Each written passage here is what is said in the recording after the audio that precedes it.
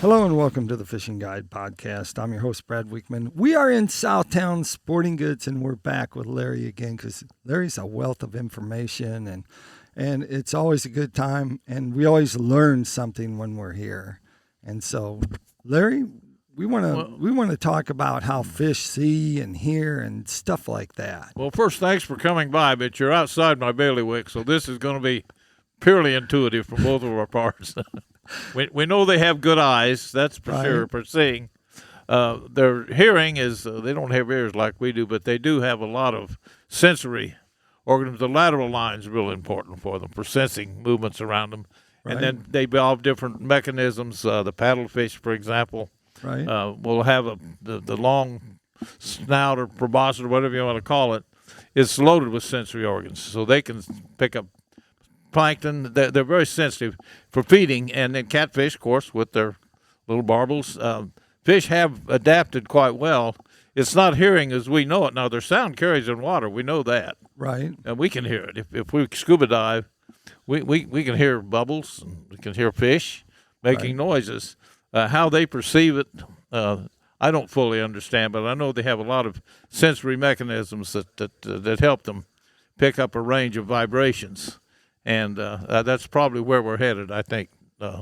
What range do they pick up, and how do fishermen get around this? How do you attract them to what you want them to hear, and keep them from hearing what you don't want them to hear? I mean, you have a bait shop, and you have all these lures you have to fake fish, and some look like fish, and some don't look like anything in nature. Right. And so visually, do you think most fish feed by sight? Well, where the opportunity exists, and I think in these mountain lakes, the clear lakes, sight's very important. Right. But in the dark and in muddy water particularly, they still feed. The tournament fishermen, bass fishermen catch fish in muddy water or clear water. They don't, it changes how they approach it. But they have certainly sensory mechanisms that let them spot that bait. I think as far as feeding, they're opportunists. If something gets close, they'll grab it. And although people now with the forward-looking sonar and all this down-looking, it's changed how we perceive. Right. I mean, you see a fish come up to a bait and look at it and walk off. Pardon the expression. They don't necessarily want it.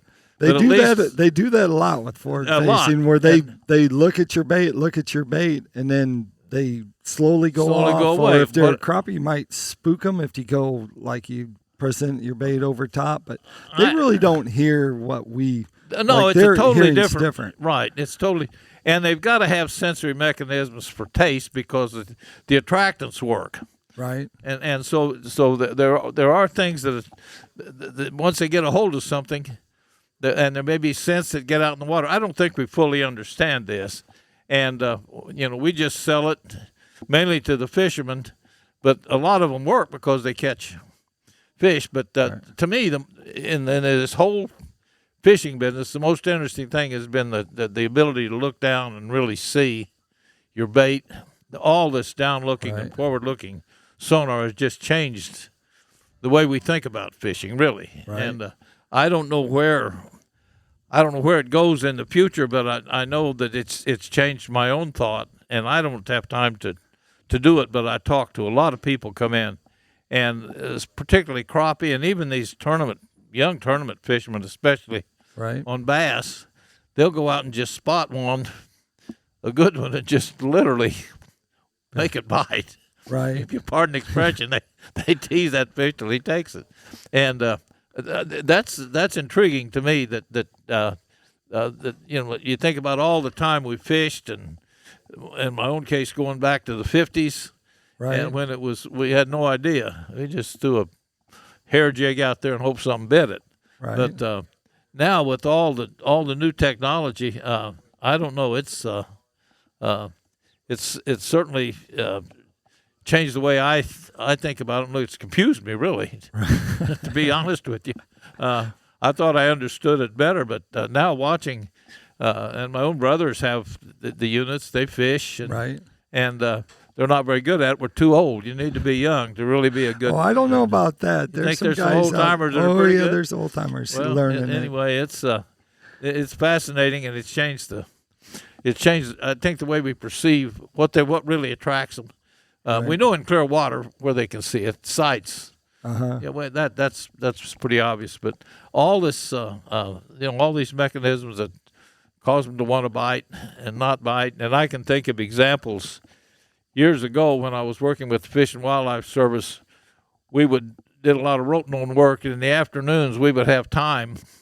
We were through with work and we had scuba gear, and we were curious. We'd get a bunch of crawdads and find a school of bass sitting off a point, and a couple of us just go down and sit on the bottom, and with scuba gear on, and they could drop a live crawfish in. Some days that crawfish would go all the way through those bass and nothing would look at it. Another day, and it was day after day, looked the same. So there are other things we don't understand.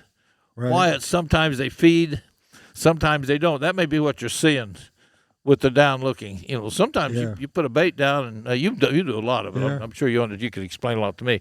But sometimes you put a bait down and it grabs it, and other times you can't make that fish bite it. Right. And so I don't know what the difference is. Let's go back. You talked about selling scents in the store here. What's one of the popular scents? What are some of the scents that you're selling? Well, I don't know if anything's really the most. Some people just like scents. They'll buy crawfish scents, shad scents, and how about garlic? Garlic has always been good, and Italian. To me, it's kind of obnoxious. But for whatever reason, I don't know whether you're killing a human scent. I don't know what the mechanism is, but we still have a market for scents. It's much smaller than it used to be. We went through a period of time when it was a big deal, and they still, you've got for crappie some of these little scents that the crappie nibbles and some of the little slab sauces, the type things that those are all. They're used. I don't know whether they work or not. I know people like them, and if the fisherman likes it and buys it, that's a good scent. That's a good scent. but I don't know of anything really. I don't know how they work. I know they've got to taste them. I had a friend who could catch crappie on a crappie nibble. That's all he put on a hook. Really? Take a jig hook, and in the wintertime, he could put a couple of crappie nibbles on a jig hook and with a bare hook and catch crappie. So they do bite. And anyway, it's. Let's go back to color too. You talked a little bit about color, and colors in water, because there'll be situations where you're fishing in stained water, and it seems like more colorful or bright colors. How does that relate? How have you seen fish relate different to different colors? Well, in my experience has been when they're in the spring. Well, we can take crappie as an example. Okay. You do a lot of little crappie baits. A lot of times in the spring, we'll sell bright colors for trolling. Right. And as you go into summer, they seem to come much more to a natural look. You've got a couple of examples there. In the spring, you might take something with some chartreuse or bright, and then late summer, I sell more of these. So it seems like as the season goes on and the water clears, they seem to gravitate toward a more natural look, if you pardon, that'll be one way of looking at it. But in the spring, when it's murky, we sell some exotic, crazy colors, pink and chartreuse, orange, bright orange is a good color, and it changes as the water clears and as the season goes on. It may be because there's more of an abundance of shad, and they just imprint on that, and that's what they begin feeding on. But there's definitely a seasonal pattern to it, and this carries through for all of the baits. For whatever reason, kind of naturally dark green colors, green pumpkin, watermelon, for whatever reason, the green in soft plastics is just a good color in this clear water. We sell a lot of it. Like regional. I think it's regional. Yeah. You see here, when it gets muddy, they'll go to different colors. Night, a lot of black at night, and so it just. I don't know I sell it, and Right. I've done So it you for see years. people. I see people, Yeah. and a lot of them have their preferences, and I think to a certain degree it's important what they're comfortable with. Right. And that has nothing to do with the fish, but the fisherman, if he likes it and he has confidence in what he's throwing, he's going to have more.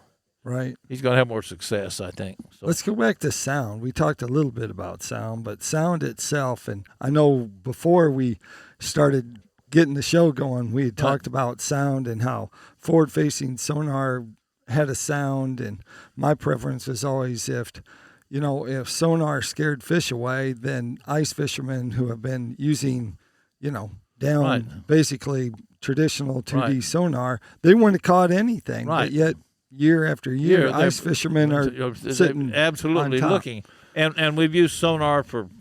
I mean, the whole progression of sonar from back to the green box Right. that Carl Lawrence came out with 50 years ago to now. These are impulses in the water, but they're a frequency evidently that and I'm sure somebody that's developed it could tell us a whole lot about it. Oh, yeah. We could look it up and find the and frequencies. you can find some information. But for whatever reason, it seems to be outside the range of what irritates a fish. Certain noises, I think, definitely scare them off. We were talking earlier. I mentioned when I was a youngster, we used to do limb lining on the rivers, and we would put a cowbell on our line, and when a fish got on, he'd ring the bell, and then he'd start this rhythmic movement, and we'd get in our boat to go get it. Well, that fish could be 400 yards downstream, and when we pushed our old metal flat-bottom boat over the rocks to get in the water, he would become excited. So there's certain noises that are definitely irritations to him, and I think they probably scare. I don't think there's any doubt about it. You've had experiences with Oh yeah, scaring them. certain- I think trolling motors scare trolling motors that the props are not in sync. That are off centered and they give off certain that. vibrations. I'm sure are great irritants to them. So they have their sensory mechanism. It's not a set of ears like we have, but the lateral line and they've got sensory organs in the head, and they definitely live in an environment where their ability to sense certain vibrations is orient them. How do they live in muddy water? So you used to catch a lot of white bass with dark colored jigs, white bass, right? Well, up the river, you catch them in the night or in the evening, with right? black at night, but. Then I tried sometimes using chartreuse at night, and it didn't seem to make much difference. Oh, it did. I just thought it needed to be black. So this was 50 years ago, but when Beaver was young, my night bait was a black jig or little black, like a marabou. No, a little marabou, or at the time we were using little crappie sliders, little small plastic baits, and we always went to black at night. But they find it, so they're sensing. I never did understand exactly. Right. How what we see as absolute dark, something could, but if the bass fishermen at night without the moon catch a lot of fish. Yeah. Do you think moon plays a big part? Well, I think it's in their feeding, the solar, the pull of gravity, or do you think? I think it's light. I really do. Light? I think it's light.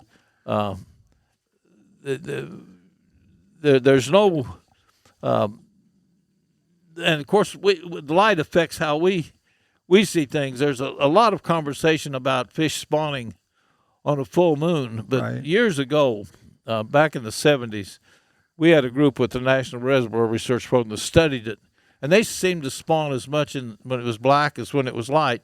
But I think in light, fishermen can actually see at night, see the nests and think, well, they're spawning on a full moon. But so it may not, that light may not make any difference, but certainly light affects what color. I mean, if you got a spinnerbait and there's vibration with the blade, but if you got a bright blade on a moonlit night, you got the benefit of both sight and vibration to attract that fish. But now with a jig or then you're just if it hits the bottom, it makes a vibration. We'll call it a sound for our and we could hear it as if we were in the water.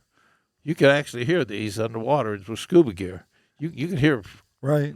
There's all kinds of little devices you can put on the jig to make a noise, a rattle, if you use, pardon the expression. But those and fish will come to them. I've taken At times, just a couple of rocks when I was scuba diving, Right. tap them together in the water, and you'll see a bass come up. Maybe not very big, but Right. they certainly perceive these vibrations.